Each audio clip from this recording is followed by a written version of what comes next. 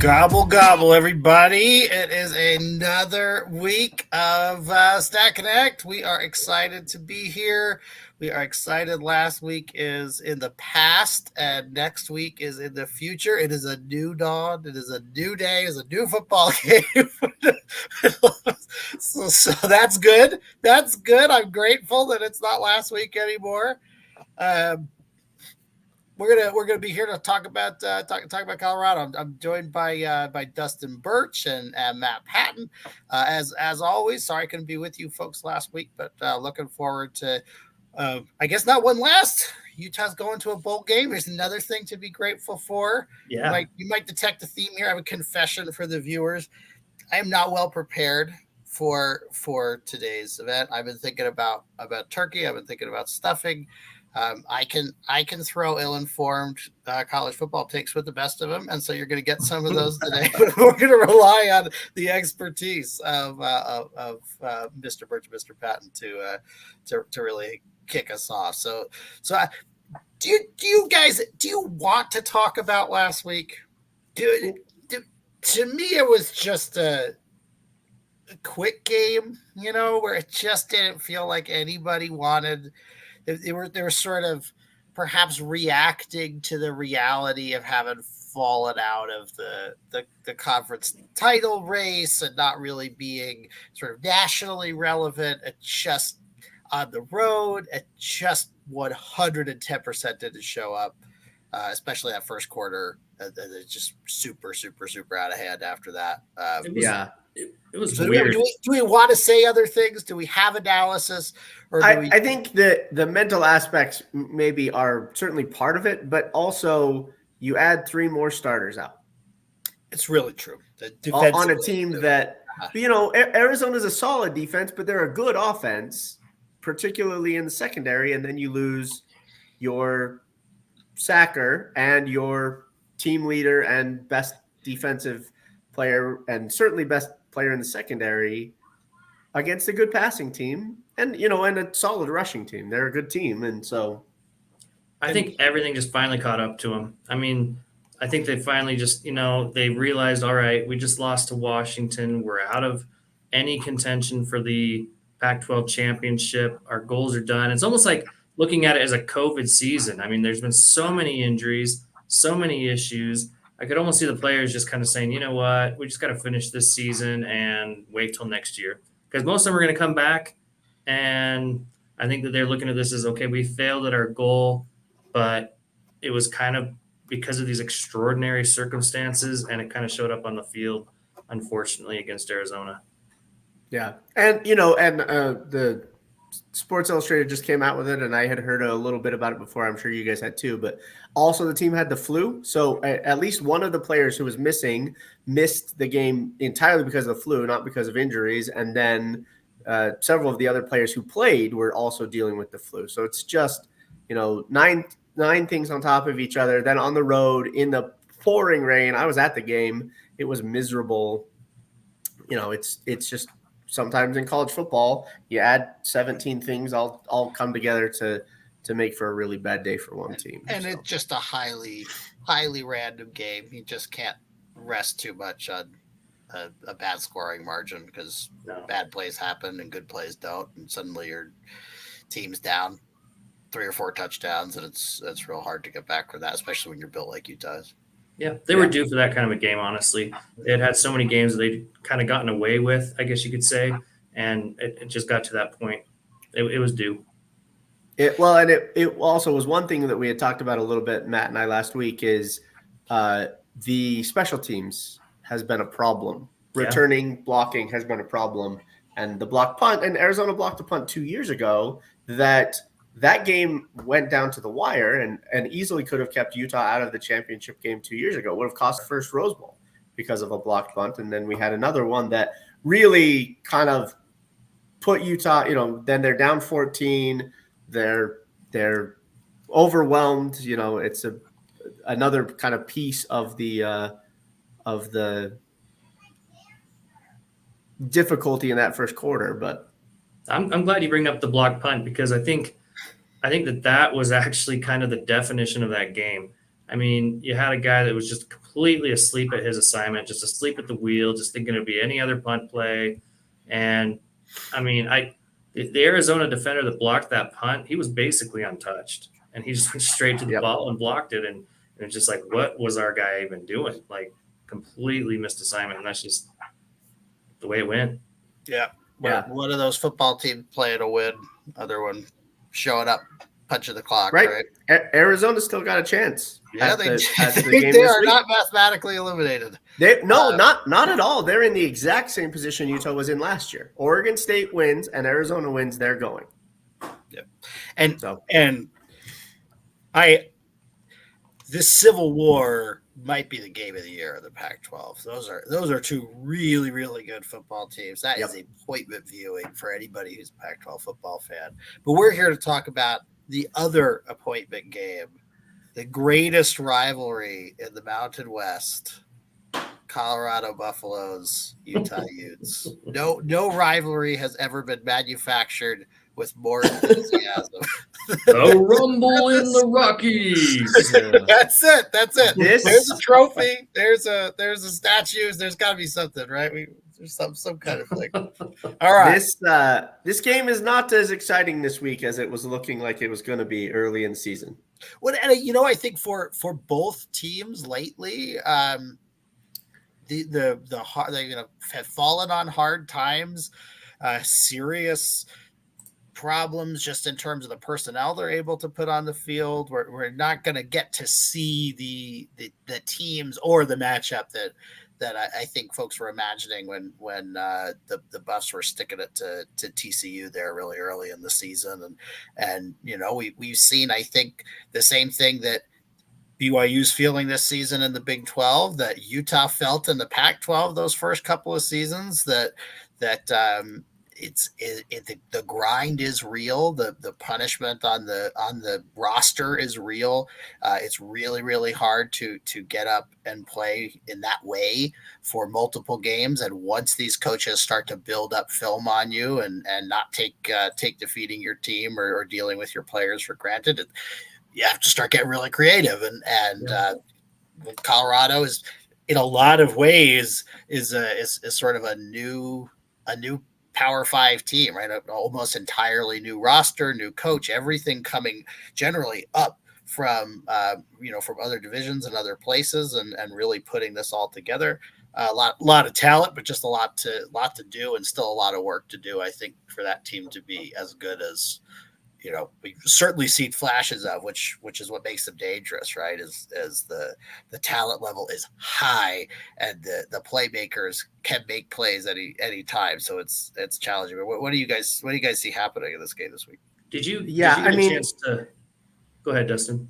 The Colorado is a team absolutely put together in the offseason. I think they added almost 80 players, which just sounds insane. I mean, it's an entire scholarship's roster's worth of players added to Colorado this week. And so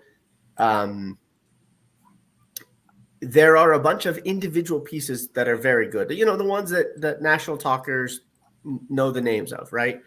Hunter's incredible. Shador's very good. This game, I think, is only competitive if he plays. Their backup quarterback looked very bad. He's a true freshman, and their line has given up 54 sacks, 5 a game. They average almost 5 sacks a game given up with Sanders, who is a mobile quarterback and can escape. If they have to leave that kid, that true freshman back there, to face Utah's defensive line, even without Ellis, this game's not competitive at all. But if Sanders is back, and we don't know that yet, if Sanders is back, this Colorado team can score from anywhere. They have a quick hitting team. There are a couple of receivers that have, multiple long passing touchdowns, and they've thrown more than 30 passing attempts, 30 completions over 20 yards, which is an insane number. I mean, Sanders will throw it deep. He'll throw it in the middle. He'll throw it short. He'll throw it behind the line and let his guys make a play. He's playing very well. So with Sanders in the game, I think this Utah's got to keep up offensively. Now, luckily, the other side of the ball, has not done well at all. And passing is the only thing Colorado does. They throw the ball really well. They don't run the ball well at all. They're averaging less than 3 yards a carry and less than 80 yards a game. I mean, they don't run. So they have struggled a little in the red zone, because if you can't run the ball, occasionally you get down there and you're like, well, I only need 2 yards and I have 3 attempts, and you still can't run the ball and get those 2 yards. So Yeah. Utah matches up so well with Colorado, with or without Shedeur Sanders. And I really respect Shedeur Sanders. I was looking at his numbers and I'm thinking, hey, he's only thrown 3 interceptions despite, the record for sacks taken in a season is 60 sacks. He's not far away from that. And I think he's at 52. I think two of the 54 are against the backup last week. Honestly, if he plays against Utah, he might get to that 60. Utah is so good at getting pressure on the quarterback. But then again, the flu thing could still be lingering. Jonah Ellis just announced, that he's going to be out for the rest of the year. So, those defense, suddenly the defensive end position that was so deep is suddenly looking thin. But you do still have Fillinger. You do still have O'Toole putting pressure there. And then most of the defensive line should be healthy for Utah. So, yeah, it's a interesting situation. I think I agree with you, Dustin. If Shedeur Sanders does play, Utah might be in a little bit of trouble, just because they haven't done great against quarterbacks that can throw the ball, but there's just so many weaknesses. I mean, that run game, second to last. Joe, what's on your mind? Hold on. It was bad last week, but let's not build this up. Utah on a neutral field is more than 2 touchdowns better straight up than Colorado. They are going to be able to score. They are going to be able to run the ball with alacrity. I mean, they will move down the field. You will not see a game like you've seen against other defenses. 90%, something like that. I think actually the number that I have on mine is at 75% of the time they're winning by like 10. Right? This is a game that Utah should casually and easily win. I think that it is possible, if things are really falling right for Colorado, that this game is close and that Utah fans are feeling stressed and the heart's going and things like that. But this curve is very far right of that 0, right? That line that kind of runs down the middle there, that's 0. Everything to the left of that line represents Utah losing this game. That whole big camel's up to the right of that line on your screen there, that represents Utah winning this game by some margin. Utah is a much better football team than Colorado. And they should win this game by a lot of points, by multiple touchdowns. They're playing at home. The sort of basic fundamentals, you start to look at the numbers and the matchups and what Colorado's good at. I think that there are places where you say, oh, well, maybe they'll be able to do this and maybe they'll be able to do that. But the fundamentals is Utah is going to be punching them in the mouth on every down, and they're bigger and stronger, and they're just gonna roll right over them. And so that's the sort of takeaway there, is as we start to think about, wow, this player and that player, and it's those big guys up front though that set the tone for the game, and Utah's just huge advantages there. Jonah Ellis or no Jonah Ellis, both sides of the ball. I think it's going to be really, really tough for Colorado to stick to their game plan, to do what they want to do. Utah's going to be really disruptive. The one thing that surprised me when I was doing my model here was the Vegas line. The Vegas line is high. -22 is a really, really big line.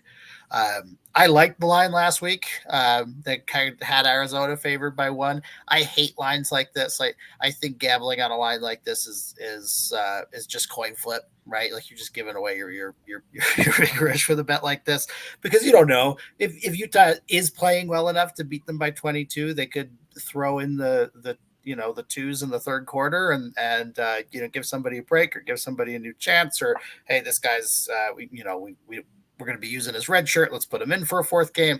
We could get the mustard guy again. We don't know what's going to happen here the end of this game if Utah's winning it. So I stay away from lines like this, especially in conference.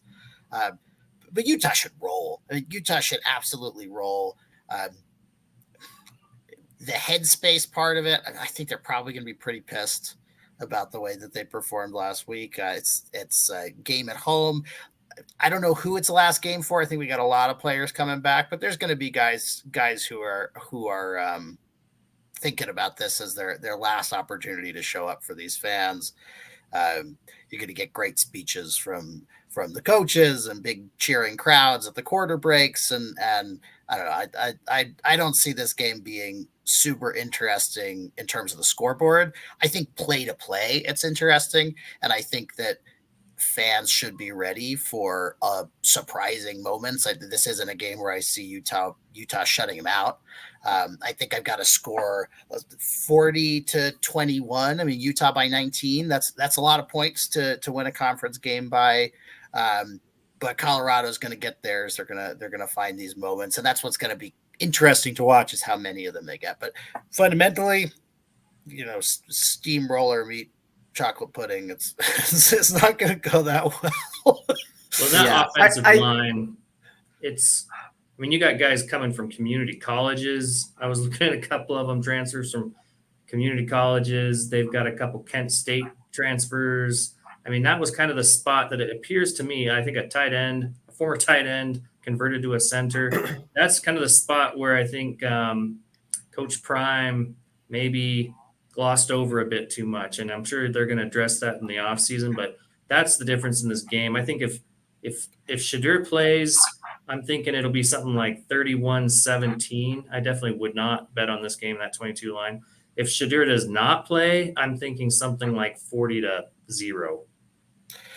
And you might be that, and that right. When you see lines like that, a lot of times you got to say to yourself, like, what are those wise guys? They're not called wise guys because they're dumb, right? They know what they're talking about. So they may know things about Shadur and other players that we don't necessarily, not necessarily privy to, and that may be what's driving that really. Well, I think that's a big part of it, right? If you're just looking from the outside, right? I have obviously no inside information about Colorado. But if I had to make you bet even money, does Sanders play this week or doesn't he? What do you bet? Is he playing? He didn't seem that hurt to me when he went down. He didn't seem that hurt. That's not my question. Is he playing? Because his dad on Tuesday was like, "Oh, he's day to day." Yeah, I think you got your son. Like, you pitch yourself in Coach Sanders' position, right? Your son is hurting.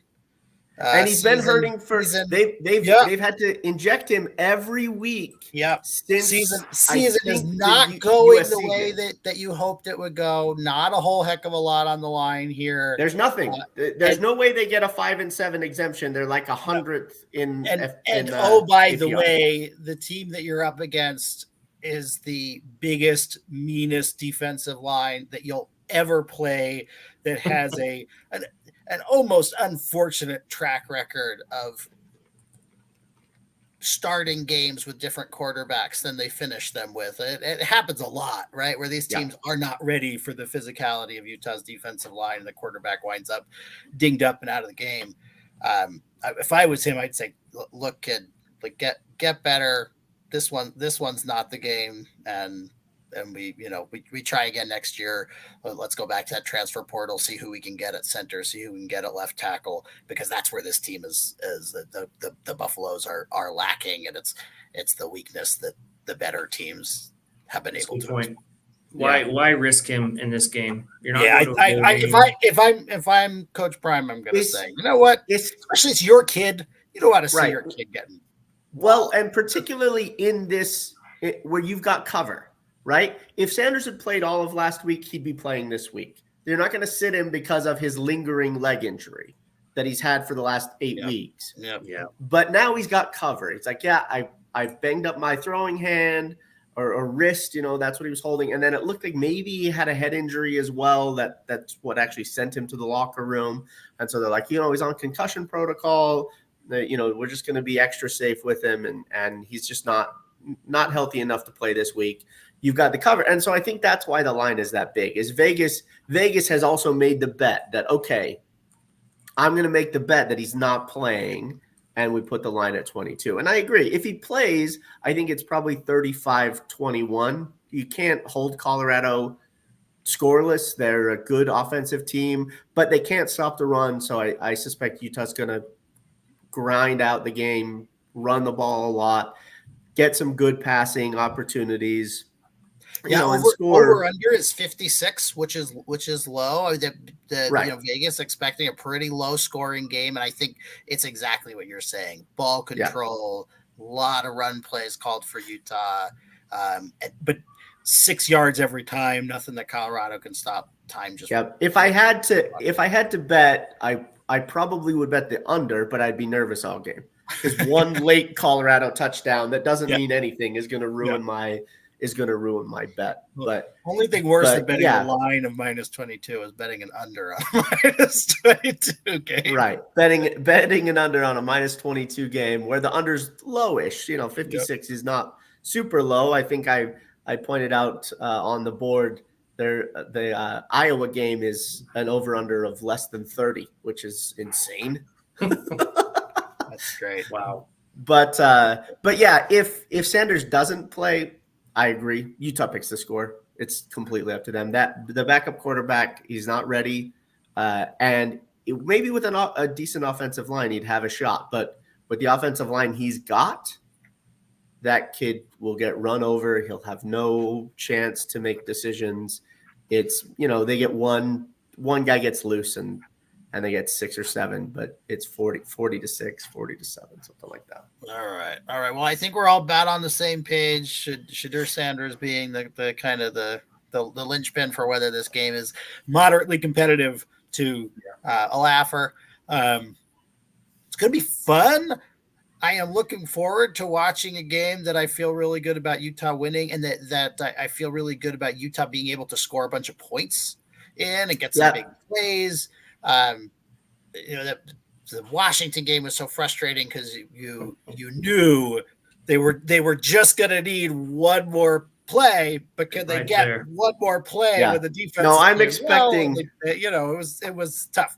But I'm expecting Utah to look comfortable. Colorado's defense is sub 100 in every category except for sacks. They get a little bit of pressure, but they're about 50th in sacks and turnovers. They're solidly good at getting the ball turned over. So, Barnes has to take care of the ball. But other than that, expect Utah to look comfortable on both sides of the ball. Comfortable. That's what I'm looking for. Comfortable. I'm going to be uncomfortable on Thursday tomorrow because I am going to just pack myself full of more food than is rational.